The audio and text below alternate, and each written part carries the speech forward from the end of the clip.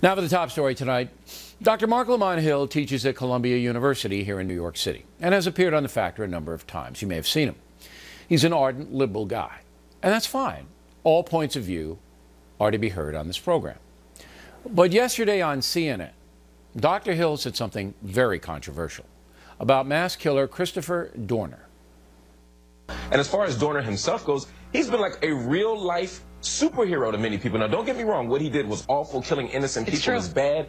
But when you read his manifesto, when you read the message that he left, he wasn't entirely crazy. He had a plan and a mission here, and many people aren't rooting for him to kill innocent people. They're rooting for somebody who was wronged to get a kind of revenge against the system. It's almost like watching Django Unchained in real life. It's kind of exciting.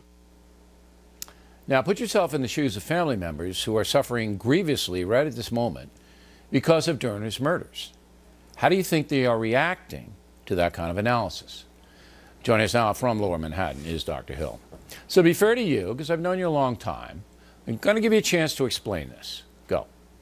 Well, the first thing is you just mentioned the family members of the victims. And quite frankly, my heart goes out to them. And if my words in any way cause them any pain or trauma or stress more than they already are experiencing, then I offer them my deepest condolences and my apologies. I have no problem saying that.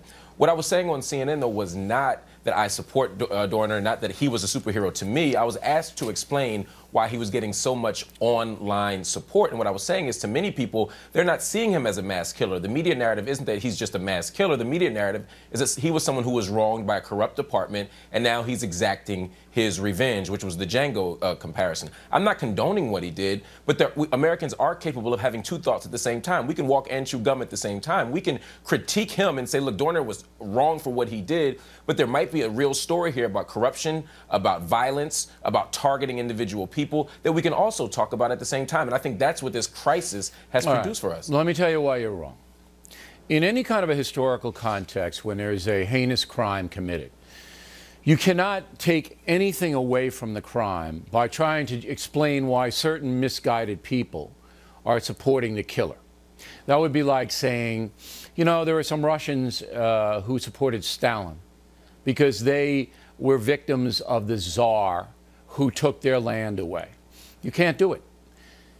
I understand what you were trying to do. You were trying to explain this mindset on the internet and the call-in radio programs that people who hate the police and think the LA police is racist are trying to explain what put Dorner over the edge. I got it. Yeah. But what you didn't do, and number one, I don't even think that engagement is worthy this close to the crimes. So you let things die down a little bit before you get into that. Condemnation of Dorner and the people supporting him, absolutely. But you didn't do that. You condemned Dorner, but not the people who were supporting him, which I condemn them both. So that's why you put yourself in a position to be chastised. Do you understand my point of view? I do understand your point of view, and I wish in retrospect that I had explained further. I don't think, though, that the fundamental argument that I was making was wrong, even if the message itself gets lost. Because if we're having this conversation, then we're not having the conversation that I actually want to have. You can't have a conversation on speculation. The system said, it's not speculation, yes, Bill. it is. It absolutely is speculation because the system ruled, a judge and an investigative capacity for the Los Angeles Police Department, that Dorner did something wrong and he was fired. Now, the LAPD has reopened the investigation. Fine. Well, nobody's in a problem. But right now, no, they don't. They don't have to do anything.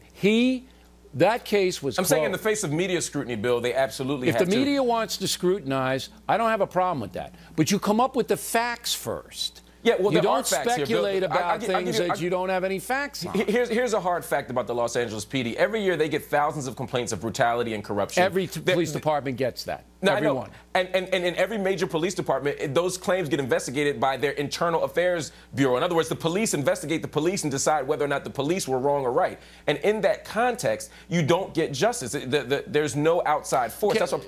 If you want to do a macro analysis of why police should be investigated by an outside, agency that has nothing to do with police, I don't have a beef with that. But that's you what this don't, crisis you don't allows speculate. for, Bill. No. That's what this crisis allows for. And it would be irresponsible of us to simply talk about Dorner as the crazy madman and not also, I'm saying this, also people out there, also talk about police corruption. You can only do that when you have evidence that police corruption is in play, and there is no evidence in this case. And the second mistake that you make, and being a professor, this comes right into your academic background, is that you give credibility to a killer, to a guy who's obviously not thinking clearly. He killed 4 human beings, innocent human beings. You don't give any credibility to him. Anything he says and everything he says is suspect because of what he did.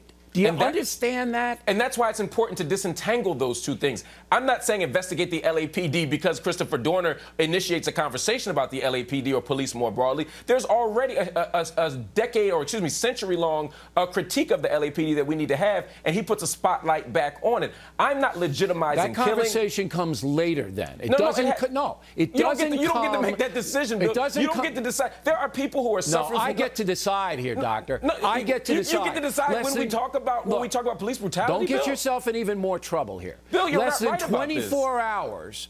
Less than 24 hours after a police officer is murdered by this thug, you're out there with hypothesis. You've got to give it a little time. Bill, it's not a hypothesis to say that police corruption exists. I'm not saying that Christopher Dorner's... Not in this case, No, let me finish the thought, Bill. I'm not saying... You can't link it. I'm not saying that Christopher Dorner's manifesto is true or false. That's not my claim. I haven't investigated that. You're insensitive, Doctor. You were insensitive to the victims' families. And like That's I said, what you were. And like I said, if I was insensitive to the families, I offer them my condolences, but I'm still committed to investigating police terror.